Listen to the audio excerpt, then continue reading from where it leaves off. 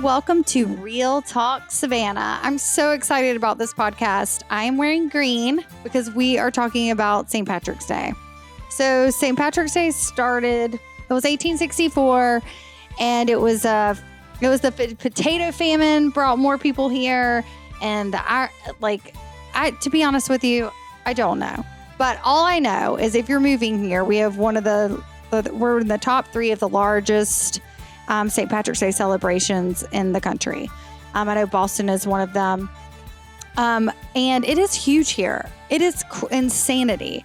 It is a huge celebration. Obviously, everyone wears green. But from a business owner standpoint and from a local standpoint, all right, let me start with the business owner standpoint. From a business owner standpoint, we rake in the dough. There are people traveling before the week of St. Pat's, after the week of St. Pat's. The hotel rates are up high. So us locals that live here, it's easy to get from point A to point B. But my business blows up because people are coming into town. They're getting spray tanned.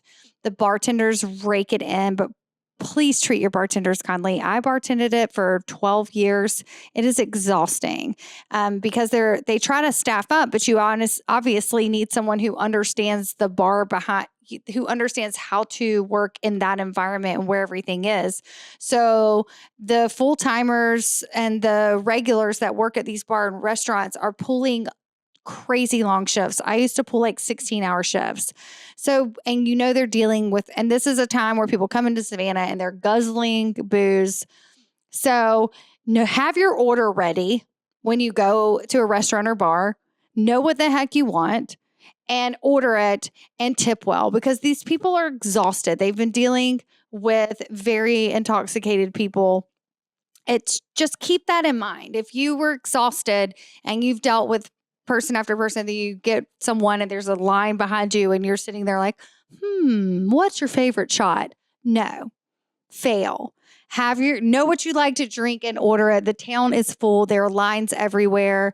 Make sure you stay hydrated. Please carry water. I know some people carry camel packs. The city is just so packed. Aside from that, the St. Patrick's Day parade is so fun. If you can find a good spot to watch it. I know people camp out the night before. It's insane. They go mark their spot and people just stay put the night before and camp out to come back the next morning to have a good spot for the parade. So it's no joke.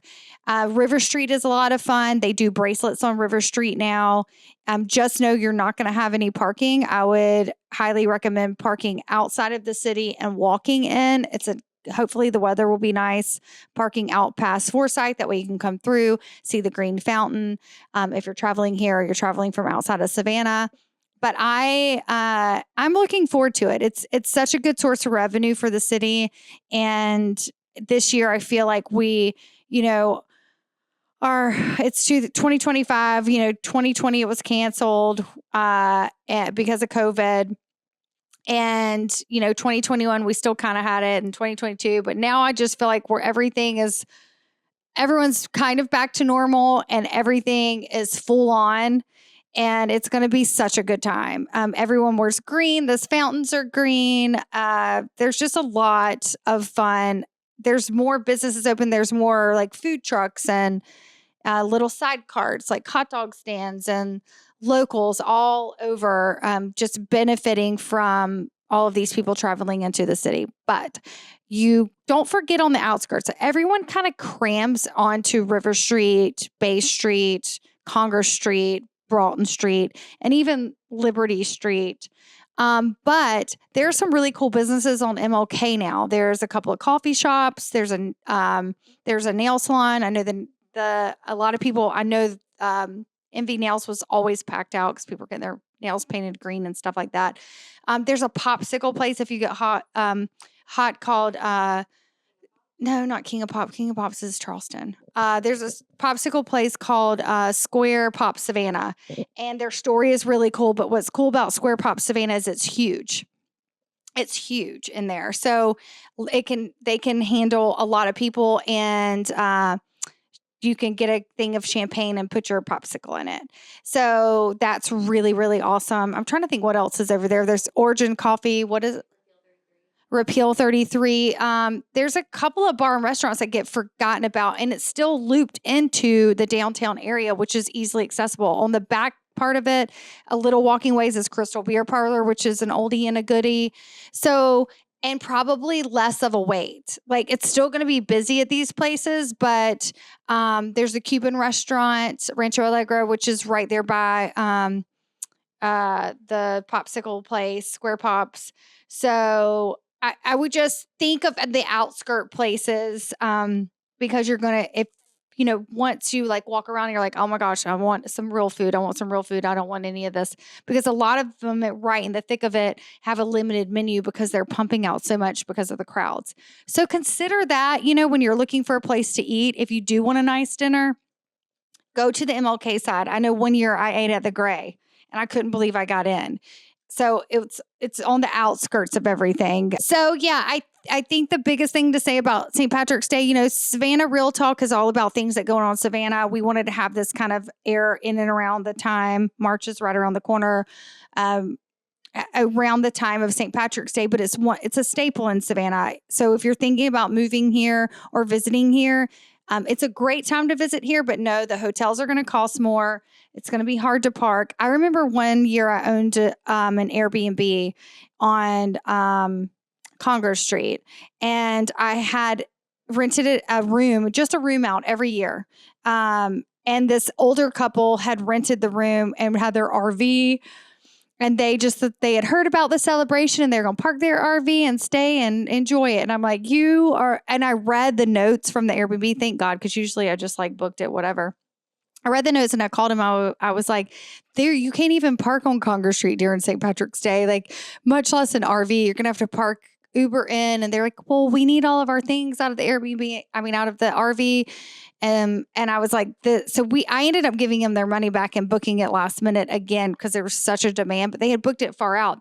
When they looked it up, I started to send them pictures earlier in the week before they even got there. Like St. Patrick's Day is on the 17th. So it was like the 12th or 13th. Even then the city was packed. So they canceled the whole trip. I refunded them, but that happens a lot where people are like, oh, or they'll bring really small children. In my opinion, the children are good to bring for the parade, but it gets messy after the parade. There's a lot of drinking. So it's a good time to maybe head home after that. There's just not a lot of, which I hope that changes in Savannah, where there's something more for the kids to do on the outskirts. But there's a popsicle place, so we know that.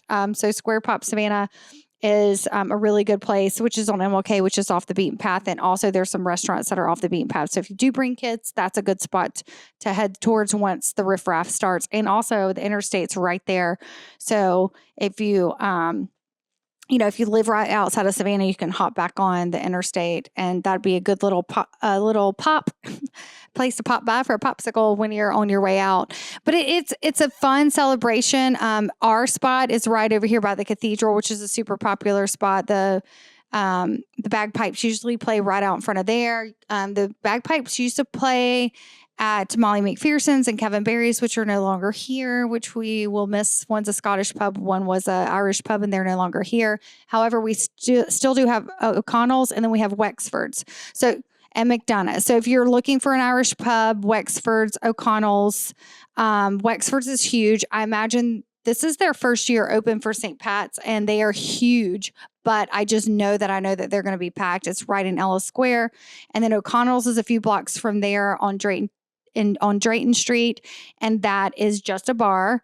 And McDonough's is good bar food and always a good time. They've been around for years and years and years.